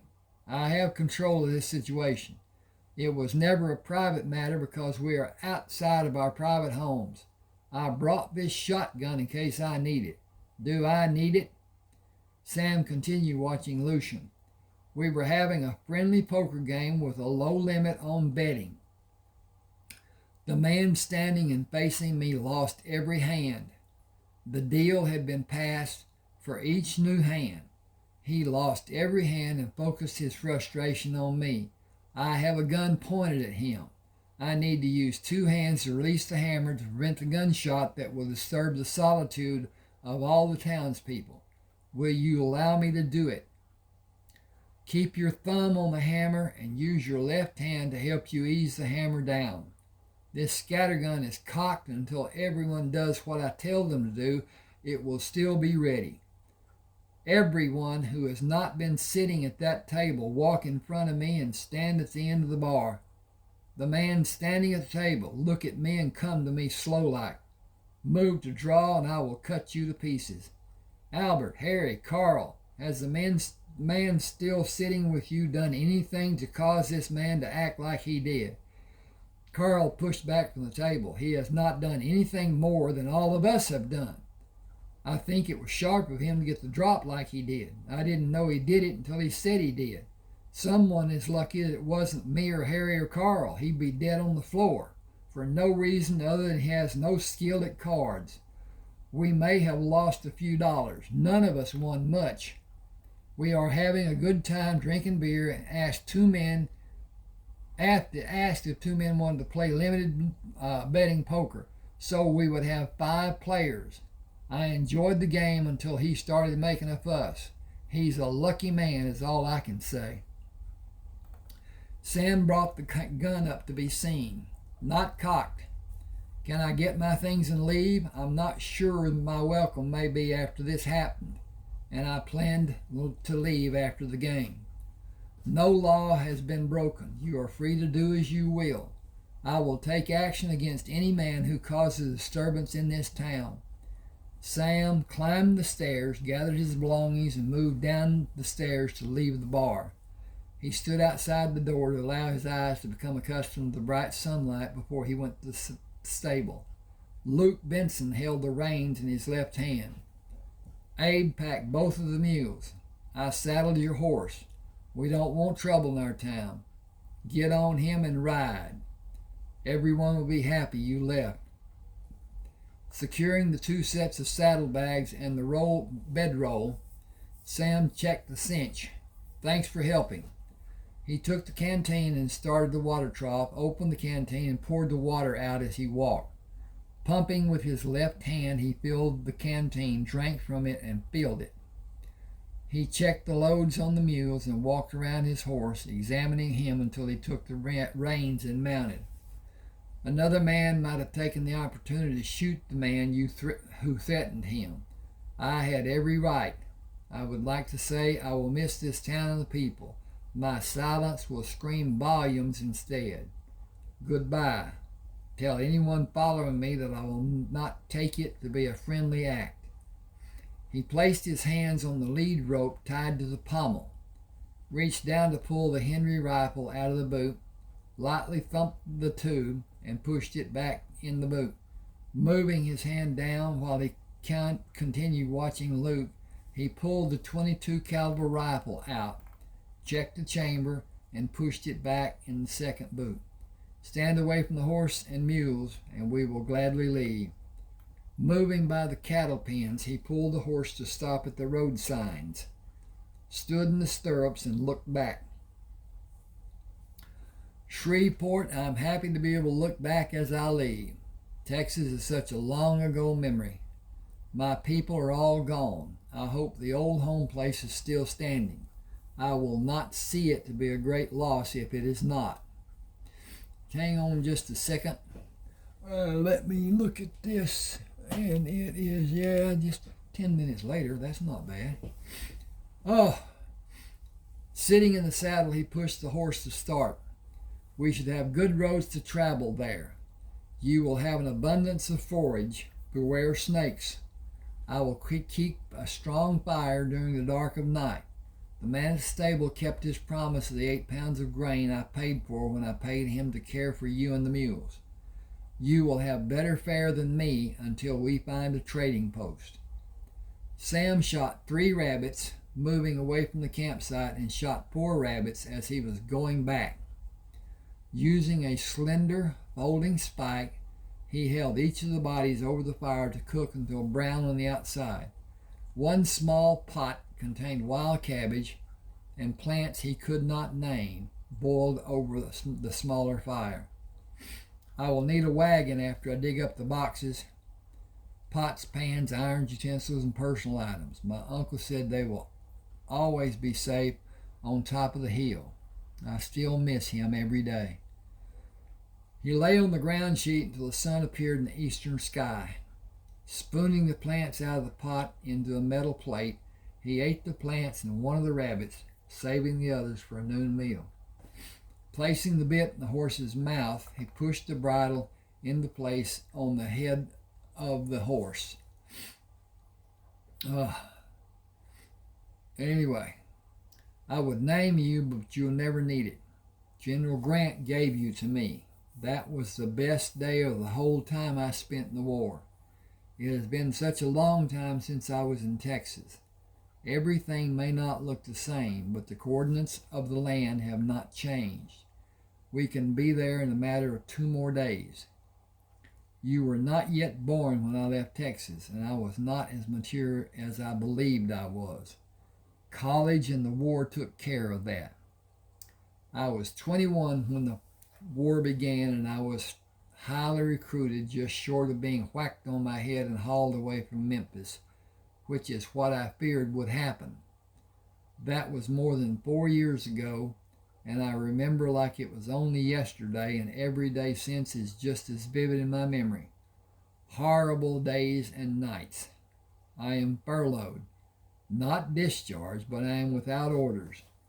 General Grant promised my full freedom without it being written and recorded.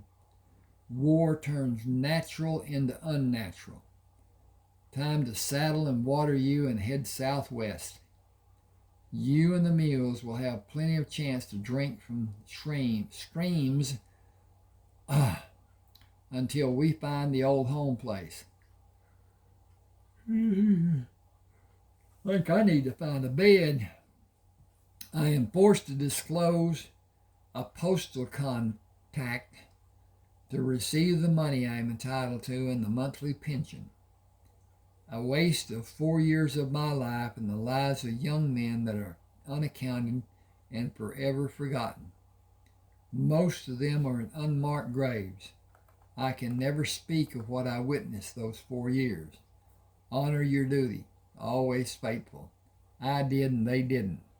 I was and they weren't. Sam came to a barbed wire fence and stopped the horse. This is my old homeland, but this fence was not here when I left for college. 3 riders galloped toward him, too late to evade them. He pulled the rifle from the boot and held it above his head. I can only hope they see my action and be friendly. Tommy Russell slowed his horse before he came near the fence. I've seen that done before. Were you in the war? From the start until it was declared to be over. Medical. You are on the land of my old home. Rayford Coleman owns it now. That may not be true. The War Department made statements about a soldier's land being held by the soldier and not being considered to be abandoned. I have proof of ownership buried on the land in 5 locations. Rayford Coleman, was he a soldier and a medic during the war? He was. Where can I find him? Does he live on this land? He has a dwelling several miles west of this farm. Are you one of the Pellinger family? My mother was. I am Samuel Harkness. I prefer to be addressed as Sam. Did you serve with Rayford? I had a separate field hospital with well-trained staff.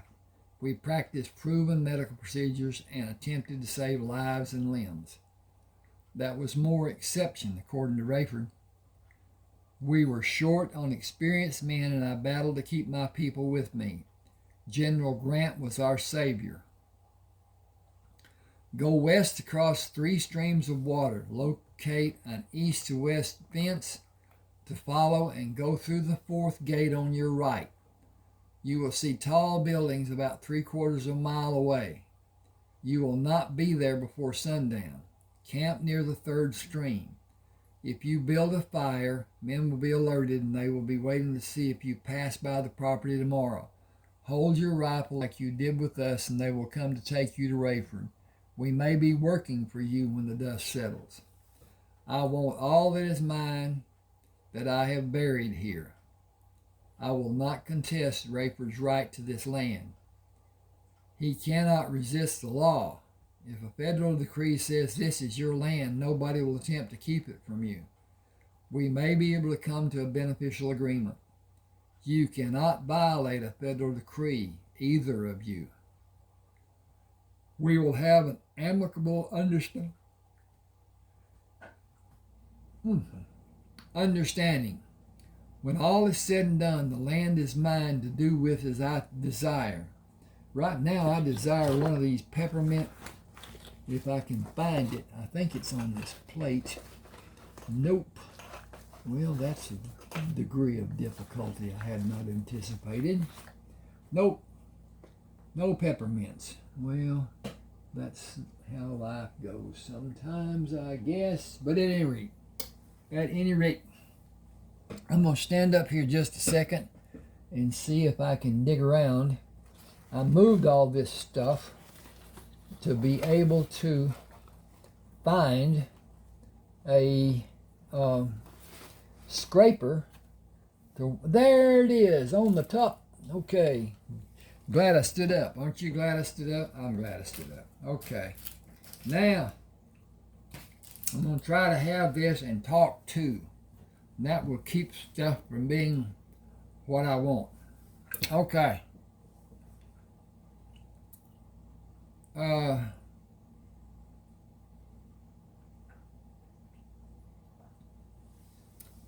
We will have an amicable understanding. When all is said and done, the land is mine to do with as I desire. That is also the law. Are you a licensed medical practitioner? I am. Men asked to come here to stay with me. They are still serving. They are one of my concerns. Will you help them until I am able? I will. Rayford is not a hard man. Rayford Coleman is an honored soldier and medical professional. I will not dishonor him. How's your shooting ability? I had that long before the war. I was never in a battle, only because I carried a medical bag, and not a visible weapon in most cases. I defended wounded men from Confederate troops, not my proudest memories. Memories, more than one, 9 to be exact, decorated, more than I want to recount. You have considerations coming from the Union, Army, and Congress, plenty of them. I am forced to give my location to have a part of those considerations sent to me. We have a post office in Rusk. I will take land farther south. You better have help. There's some tough hombres down that way that you may not want to tangle with. I will eliminate those who need eradication. Pardon my asking, did you receive training from your uncle? Severe and useful at different times. Was he mixed in his heritage as I am? I would wish you lots of luck, but you don't need it. Wishes of success. I don't know why that did that. Boy, I've changed my font size. Don't want that. Okay.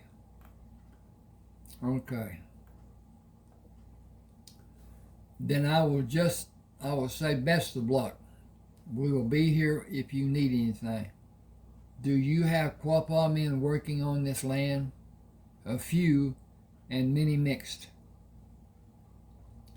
Boxes on the mules contain valuable possessions. Will you take them and allow my progress to the Coleman farm to be hastened? About 100 yards west is a gate. We will take them and protect them. Rayford will not look on someone bothering them without them suffering serious and lasting repercussions. Rayford has an army here and there. I hope to see you again. I believe I will. Like I said, we will always be here if you need us. Sam slipped the rifle into the boot and pushed the horse to move to the gate. Untying the lead rope, he pulled it over his head to give to Tommy. He moved the horse away from Tommy and pushed the horse to a quick lope and spoke to the horse. We will be at the house before night comes if you can keep this pace. Tommy said, that is a man nobody should want as an enemy. Sam stopped at the gate and looked at the tops of the tall houses. It will be near dark when we get there, and you cannot approach the house at a quick pace. We will slow to a walk and hope to be seen as being friendly. He held the rifle over his head and approached the front of the 3-story house. Hello, the house. Put your rifle away. Tie your horse and come sit with us. We have prepared sandwiches and drinks of your choice. One of the men will come from the stable to take your horse. How long has it been since you saw General Grant? It was after General Lee surrendered. I will consider a kindness if that is the last we will speak of our experiences during those terrible years. For both of us, I am Samuel Harkness. I prefer to be addressed as Sam. Samuel has too many references to the Old Testament. Please sit. I imagine you're both tired and hungry. I am both. My horse is too. May I see about him after I eat? He will be well cared for. Do you have claim to the Pellinger place? Smoke is the only communication you have to be concerned about that information. Smoke is the only communication you could have. Smoke is the only communication you could have to be concerned about that information. I have personal items buried on old Pellinger place. No claim of ownership will be discussed, please. My mother was a daughter of the Pellinger family. My father was born on this farm and lived with the Pellinger people. His brother was my tormentor, my uncle. The message told of your medical license. I had a tormentor, my uncle. I will torment my children with their mothers helping. We have no choice about the Pellinger place. By decree, it is yours. I saw herds of cows and horses and crops growing. I had no part in that being done. Will you consent to a working partnership? I have no desire to profit from the work that has been done. I'm thinking about another. Okay. You have a number of animals that you will possess when you contact the government about the awards from presidential decree, congressional awards, and awards from the U.S. Army. Those animals will be brought to your home. The Pellinger place is your home. Neither of us can stand as guilty of defying federal declarations. You must establish the Pellinger place as your home and take delivery of your awards. With your heritage known or suspected, white women will shun you like you have the plague. I have never had occasion to entertain a woman. That is not something I care to pursue at this time. Pursue, not pursue. What will you need to do? Whoo! Excuse me a minute. I need to recoup. What will you need that you do not have to be able to recover your concealed property? A wagon and a team of horses or mules. Those are on the farm for your use. What is there that you cannot do without for another 4 years or longer? Gold. You cannot possess enough gold to need a wagon to haul it. No bank will take it for fear that it was stolen. I went to Mexico with my uncle and 6 men. They searched for gold and mined it. I helped as much as an inexperienced child could. We came back with the boxes of gold when the others told us goodbye, left our company, and took their boxes to California. I have maps that designate the different locations. Only my uncle had the ability to locate the longitude and latitude of those mines. He made the maps. The other men were happy to have what they took to California. Did they have a substantial amount of gold? The 6 men each had 4 boxes that each weighed about 100 pounds. Almost $1.5 million. 8 boxes are buried on the crest of hills on the Pellinger farm. 4 are buried the distance from that site, and 4 more are buried the distance from that site. A 3rd wagon load is scattered across the land. I will leave those where they are to be held in reserve. More than $1,750,000, but you also have money coming as rewards and rewards for your years of service, land, farming equipment, and animals. I endured so long being called doctor that I almost do not realize when someone calls me by my name. You may not be aware that the value of your purchase price of gold will be decreased next year and the following year according to forecasts. You should convert all your raw gold to gold coins for your use and deposits in a bank.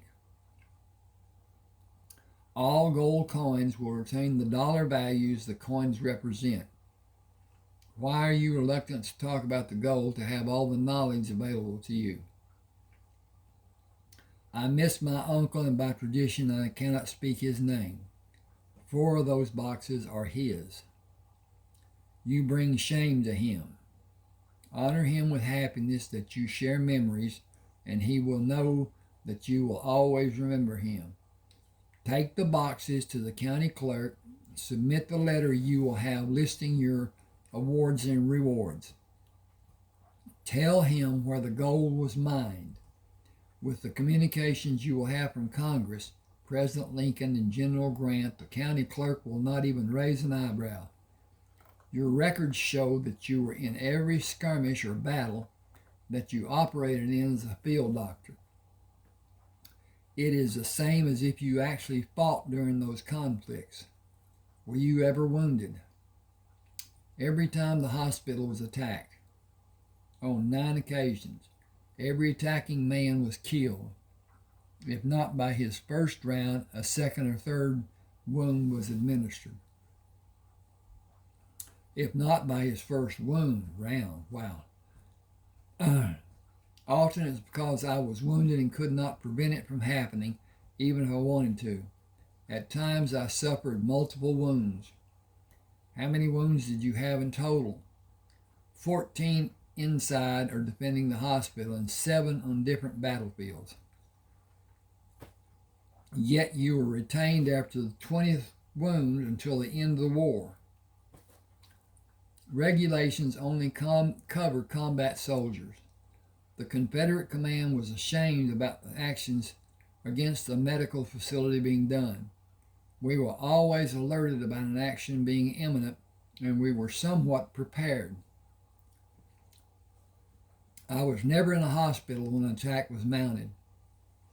My field hospital was closer to the battles than yours. I have projectiles that should be removed. Will you do them? I will. How many will I do each time you are anesthetized? 2 and 2 and 3 and 5 in different locations of my body. Have you had enough to eat? The sandwiches were delicious. My appreciation for the person who prepared them. I have domestic partners. We will never be arrested for infractions of the law. We are not married. Bigamy does not exist in my house. The children occupying this house are all mine. Do I need to say more? Is this your house? Are the children cared for? Is everyone happy? Do I need to say more? Strangers are rarely seen.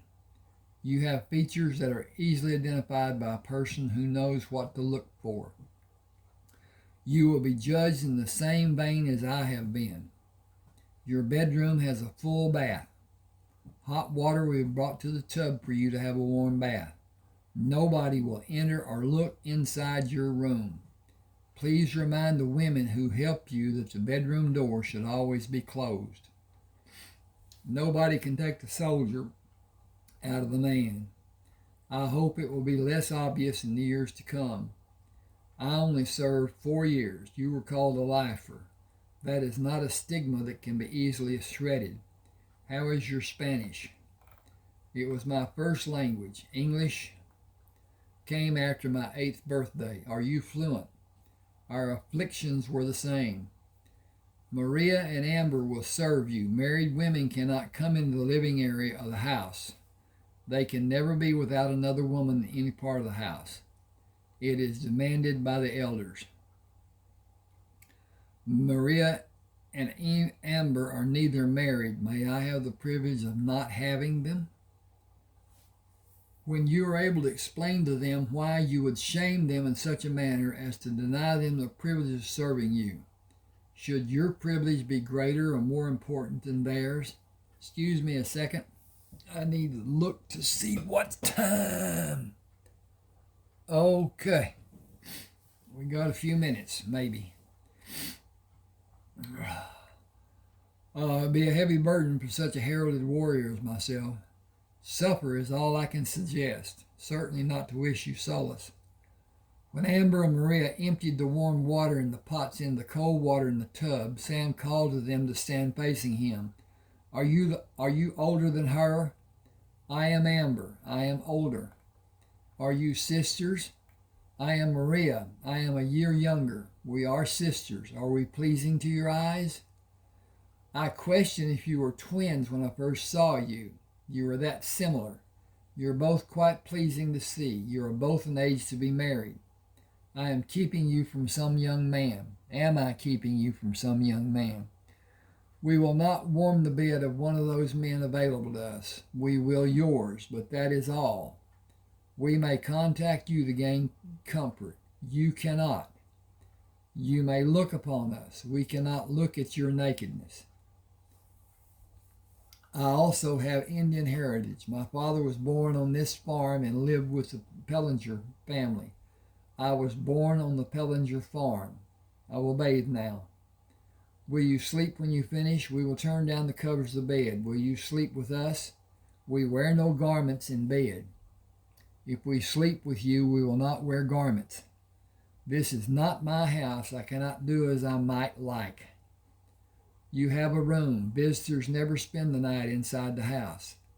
You are expected to act as a member of the Coleman family. If you will not sleep with us, we will sleep on the bare floor without garments or comforts. Is this your room? It is where we sleep. We give care to the children when we are needed. I will sleep in this bed, and both of you can snuggle against me to keep me warm. How many children live in this house? Amber held her hands with the palms towards Sam and smiled. We never say the number because babies are coming.